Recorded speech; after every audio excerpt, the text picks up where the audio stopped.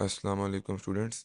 तो इस वीडियो में हम करेंगे प्रॉब्लम नंबर 12.2। थोड़ी सी लंबी है, थोड़ी सी ट्रिकी है, सॉल्यूशन में थोड़ा सा मसला आता होता है अगर आपको exact step by step method ना पता हो। तो काइंडली इस वीडियो को एंड तक देखें और मैं कोशिश करूंगा कि स्टेप बाय स्टेप आपको लेके चलूं, क्योंकि ये सब कुछ एक ही डायग्राम में या एक ही सवाल में सॉल्व नहीं हो सकता। तो असल में देखते हैं हमारा सेटअप क्या है, उसने हमें दिया क्या हुआ है। इस क्वेश्चन में हमें वो कहता ही है कि यहाँ पे एक चार्ज पड़ा है। ये आपका क्यू चार्ज है जिसको मैंने यहाँ बनाया हुआ है, ये आपका क्यू चार्ज है। यहाँ पे Q1 है, यहाँ पे Q2 है। ओके, एक Q1 है, एक Q2 है।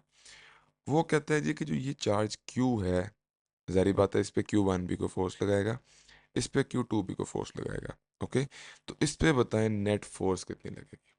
वेरी सिंपल कि एक इंसान यहाँ पे खड़ा है, एक इंसान यहाँ पे खड़ा है, एक इंसान यहाँ पे खड़ा है। वो इस पे को फोर्स लगाएगा, वो इस पे कोई फोर्स लगाएगा, तो इस पे एक नेट फोर्स लगेगी, वो हमने कैलकुलेट करनी है। पहली बात। अगली बात ये है, तो थोड़ा सा आपने खुद देखना है, क्वेश्चन में से चीज़ें निकालनी है। डायग्राम में ये आपको गिवन नहीं होंगे फोर्सेस कि ये भी पॉजिटिव है, ये भी पॉजिटिव है। दैट मीन्स कि जो Q1 फोर्स लगाएगी Q2 पे, Q पे, जो Q1 लगाएगी Q पे, वो होगी इस डायरेक्शन में, अवे फ्रॉम द चार्ज। और चूंकि ये नेगेटिव है और ये पॉजिटिव है, Q आपका पॉजिटिव है, Q2 नेगेटिव है, ये खींचेगा इसको अपनी तरफ। मकसद है ये आपकी फोर्स की डायरेक्शन क्या होगी, इन दिस डायरेक्शन। ओके, इतनी बात समझ आ गई कि यहाँ मैं क्या बताना चाह रहा हूँ कि ये इन दोनों की जो फोर्स होगी, Q1 की वजह से जो फोर्स लगेगी वो F1 इस डायरेक्शन में होगी, जो Q2 की वजह से फोर्स F2 होगी वो इस डायरेक्शन में होगी। ओके, आप देखते हो हमें चार्जेस क्या दिए हुए हैं। सिंपली Q1 की वैल्यू उसने हमें डायग्राम के अंदर दी हुई है। Q1 की वैल्यू है 1 micro coulomb, that is 1 × 10⁻⁶। Q2 की वैल्यू उसने हमें डायग्राम में दी हुई है -1 माइक्रो कूलम, वो होगी -1 × 10⁻⁶ कूलम। और जो क्यू चार्ज है जिस पे हमने नेट फोर्स निकालनी है यहाँ पे, उसकी वैल्यू उसने दी है 4 माइक्रो कॉलम, यानी कि 4 × 10⁻⁻⁶ कॉलम।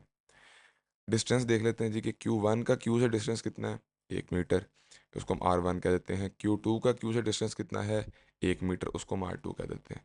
वो कह रहा है जी कि हमने नेट फोर्स फाइंड करनी है Q पे, जो Q1 और Q2 लगा रहे हैं मिला के। नेट फोर्स का मतलब क्या है कि यूं और यूं अगर दो फोर्सेस लग रही हैं, सॉरी, यूं और यूं अगर दो फोर्सेस लग रही हैं तो उनका मिला के कोई ना कोई रिजल्टेंट वेक्टर होगा, वो हमने फाइंड करना है। और वो सिंपल प्लस करके नहीं आता हमें पता, तो देखते हैं किस तरह फाइंड करेंगे।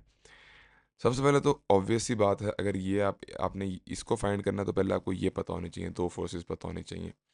तो हम सबसे पहले स्टार्ट करेंगे F1 के साथ। वो फोर्स, वो इलेक्ट्रिकल फोर्स जो चार्ज Q1 लगा रहा है हमारे Q के ऊपर, हमारा मेन टारगेट है Q, तो Q पे जो लगा रहा है, तो F1 क्या होगी, हमें फार्मूला पता है कि K × Q जो दो चार्जेस हैं ओवर उनके डिस्टेंस का स्क्वायर। K की वैल्यू हमें पता है, Q की वैल्यू 4 × 10⁻⁶, Q1 की वैल्यू 1 माइक्रो कूलम यानी 1 × 10⁻⁶, और नीचे R जो हमारा 1 है। ये वैल्यूज हम डालेंगे तो हमारे पास आ गई हमारी F1 कितनी होगी, जो ये फोर्स थी 0.036 न्यूटन। अब निकाल लेते हैं F2, जो कि ये फोर्स है इन दिस डायरेक्शन, ये फोर्स है। ओके, वो कितनी होगी जी। अब उसके अंदर सेम 9 × 10⁻⁹, वही फार्मूला K, और उसके अंदर Q2 ओवर R2 का स्क्वायर जो हमने ऊपर किया। ये वो फोर्स है जो Q2 लगा रहा है Q के ऊपर। सेम Q की वैल्यू वही रहेगी। अब Q2 की वैल्यू में आपने गलती नहीं करनी, बिल्कुल भी नहीं करनी कि मैग्नीट्यूड ले रहे हैं हम मैग्नीट्यूड लेते हैं फार्मूला के अंदर, कभी भी हमें साइन से फ़र्क नहीं पड़ता। तो हमने सिंपली 1 लेंगे, माइनस का साइन नहीं लेंगे। तो वो सेम वैल्यूज हम नोटिस करेंगे कि सब कुछ सेम है, तो आंसर भी सेम आएगा, यानी कि F1 और F2 जो है वो 0.036 न्यूटन आ गए। ये हमारी अब डायग्राम बन गई कि एक चार्ज Q1 है, एक चार्ज Q2 है। Q1 और Q, ये हमारा चार्ज Q है। इस पे देखिए आप, F1 जो है वो इस डायरेक्शन में इतने इतने मैग्नीट्यूड की अप्लाई हो रही है, और F2 इस डायरेक्शन में इतने मैग्नीट्यूड की अप्लाई हो रही है। अब अगली चीज़, अब हम फाइंड करेंगे एंगल्स, कि जो ये एंगल वो डायग्राम में, इसको थीटा कहता है, इसको थीटा कहता है। अब बच्चों आपने एक बात यहाँ समझनी है कि जब एक स्ट्रेट लाइन होती है, एक स्ट्रेट लाइन में यहाँ ड्रॉ करूँगा, एक स्ट्रेट लाइन होती है, जो उसका एंगल यहाँ पे होगा, ये एंगल थीटा होगा यहाँ पे। अगर मैं यहाँ पे एक पैरेलल लाइन ड्रॉ कर दूँ इसके, तो जो ये एंगल होगा वो भी सेम ही होगा। हमने मैथ में पढ़ा है मकसद कि ये एक स्ट्रेट लाइन है, तो जो एंगल यहाँ पे थीटा होगा वही एंगल यहाँ पे भी थीटा होगा। ओके, ये डायग्राम अब बन गई। अब हमने फाइंड करना है थीटा, और अगर आप कैलकुलेट करेंगे तो ये एंगल भी थीटा ही बनता है। ओके, ये एंगल भी थीटा ही बनता है। तो हम थीटा फाइंड करेंगे अब, क्योंकि हमने फोर्सेस F1 का निकाल ली, F2 निकाल ली, अब हमने उनके एंगल्स निकालने हैं। ओके, अब now we find the theta. Theta के लिए वेरी सिंपल है कि आप इसमें से कोई एक ट्रायंगल को ले लें। यहाँ 1 है, मैं लिखना भूल गया, यहाँ 1 हो गई, ये 1 है, आपको पता है इसकी लेंथ कितनी है 1, ये कितना 0.6, ये कितना, ये एक राइट एंगल ट्रायंगल है। तो क्या आप ये एंगल नहीं फाइंड कर सकते? इस एंगल को फाइंड करने के लिए सिंपली हम एक ट्रिगोमेट्रिक आइडेंटिटी जो tan theta is equal to perpendicular over base, के tan of this theta is equal to perpendicular over base. Perpendicular क्या है हमारा 0.8, बेस क्या है हमारी 0.6, तो ये कितना आ गया जब 0.8 ओवर 0.6, तो ये आपका बन जाता है 1.33। यहाँ से आप थीटा निकाल लें, थीटा tan को उस तरफ ले जाएं, थीटा आपका आ गया 53 डिग्रीज। मैं नीचे डायग्राम बनाई होगी, अच्छा उस डायग्राम पे आपका थीटा कितना आ गया, यहाँ भी 53 डिग्रीज, ये भी 53 डिग्रीज, ये एंगल भी 53 डिग्रीज। अब हमें इस डायग्राम की ज़रूरत नहीं है, जो डिटेल डायग्राम नीचे वाली चीज़ है Q1 Q2 की हमें ज़रूरत नहीं है। अब हमारे पास सिंपली ये चीज़ बच गई कि एक चार्ज Q है, जो कि ये चार्ज है, उस पे एक फोर्स 0.036 न्यूटन की 53 डिग्री के एंगल के साथ यहाँ से लग रही है, एक फोर्स F2 जो है 53 डिग्री के एंगल के साथ इस डायरेक्शन में लग रही है। ऐसे ही है, एक एक चार्ज Q है जिस पे एक फोर्स यूं लग रही है 0.036 न्यूटन की, एक फोर्स यूं लग रही है 0.036 न्यूटन की। ओके, निचली डायग्राम को अब हम छोड़ देंगे, और एंगल कितना है उनका 53 डिग्री 53 डिग्री। अब अगली बात थोड़ी सी आपने समझनी ये है, अब हमने निकालनी है net force. Net force F निकालनी है हमने, वो क्या होगा, रिजल्टेंट होगा F1 का और F2 का।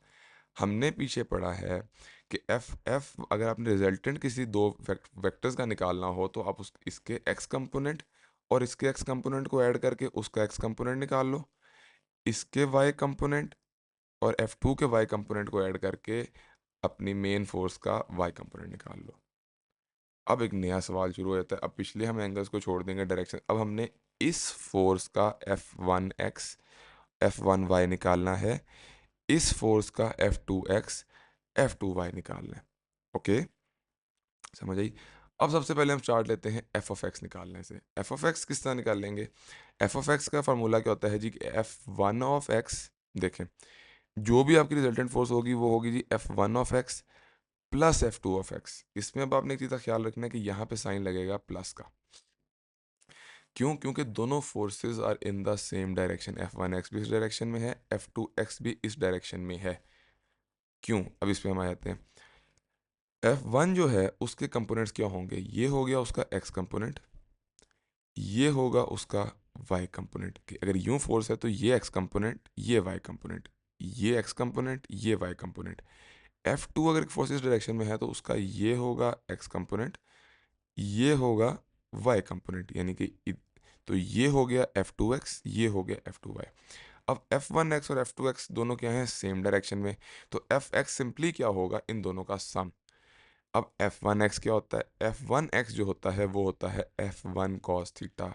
किसी भी फोर्स का, एक इस फोर्स का x कंपोनेंट क्या होता है, F1 cos of the angle, यानी कि F1 cos थीटा, F1 का मैग्नीट्यूड, cos उस एंगल का मैग्नीट्यूड, cos और cos of that angle, sorry.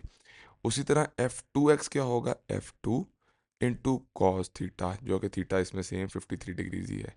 तो ये क्या बन गया, जब आप इस पूरे को सॉल्व करेंगे तो आपके पास बन गई एफ एक्स, जो एक्स कंपोनेंट है इस फोर्स का, वो बन गया 0.0432 न्यूटन इन आई डायरेक्शन।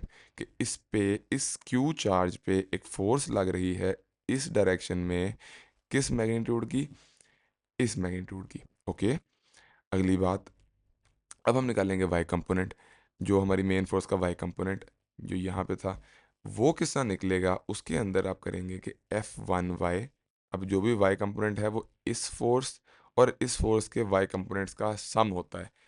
कहने को सम होता है, लेकिन आप देखेंगे अगर ये एक फोर्स इस डायरेक्शन में है, F1y इस डायरेक्शन में है, F2y इस डायरेक्शन में है, तो ये फोर्सेस ऐड नहीं होंगी, इसमें से इसको आप माइनस करेंगे। ओके, मेक सेंस कि दोनों एक दूसरे से, यानी कि दोनों एक दूसरे से माइनस होंगी। तो एफ वाई क्या आ गया, F1y minus F2y। Okay, F1y क्या होता है, simply F1 sine theta minus F2y हमने पढ़ा है क्या होता है, F2 साइन थीटा।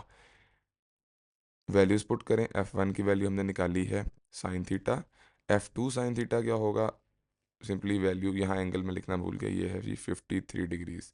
ओके, जो सेम एंगल चलता आ रहा है। अब आप देखेंगे ये भी सेम चीज़ है सर, ये भी सेम चीज़ है, तो ये कट के सिंपली, यानी कि जो आपकी फोर्स का वाई कंपोनेंट है वो ज़ीरो का है, वो नहीं एग्जिस्ट करता, वो नॉन एग्जिस्टेंट है, वो है ही नहीं। अब आ जाते हैं जी अपने, अब हमने एक फोर्स थी, एक रिजल्टेंट फोर्स एन एफ निकालनी थी, नेट फोर्स, उसका एक्स कंपोनेंट हम निकाल रहे थे और उसका हम वाई कंपोनेंट निकाल रहे थे। एक्स कंपोनेंट भी निकल आया, वाई कंपोनेंट भी निकल आया। अब एक कोई भी आपने फोर्स निकालनी हो, कोई भी फोर्स निकालनी हो या वेक्टर निकालना हो, उसका आपको मैग्नीट्यूड चाहिए होता है और उसका आपको एंगल चाहिए होता है। फिर आप कहेंगे कि सर हमने सब कुछ निकाल लिया, पहले हम ये निकाल लेंगे फिर हम ये निकाल लेंगे।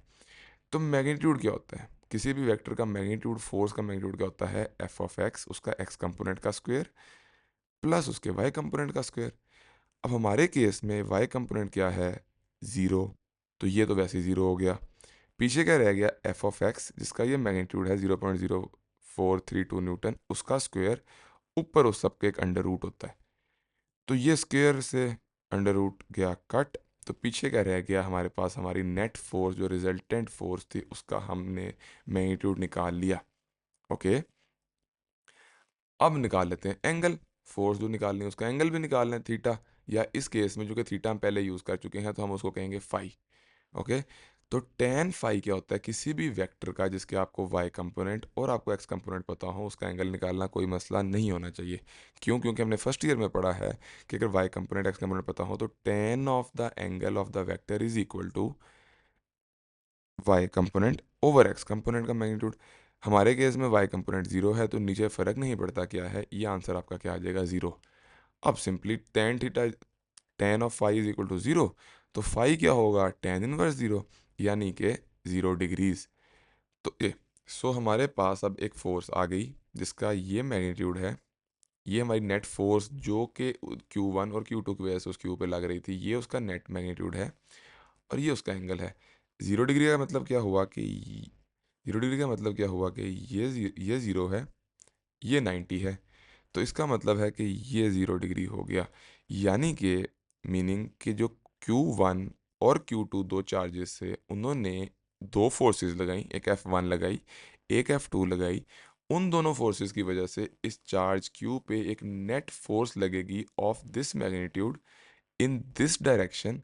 और चूंकि आप देख सकते हैं 0 डिग्री का मतलब है एक्स एक्सिस, तो हम उसके साथ आई हैट भी लगा देंगे इन दैट डायरेक्शन। तो ये आपका क्वेश्चन था, थोड़ा सा लॉन्ग क्वेश्चन है, थोड़ा सा लंबा है, रेयरली एग्जाम्स में आता है, लेकिन इसको आप इस तरह अगर डायग्राम बाय डायग्राम समझेंगे तो आपको बेहतर समझ आएगा। खैर, मैं इंशाल्लाह ताला इनको रिमूव कर दूंगा अपनी राइटिंग को, और एक नीट किस्म के नोट्स का PDF इंशाल्लाह इस प्लेलिस्ट के एंड पे आपसे शेयर करूंगा जिसमें ये सारे क्वेश्चंस मैंने सॉल्व किए होंगे। थैंक यू एंड अल्लाह हाफिज़। I will see you in 12.3।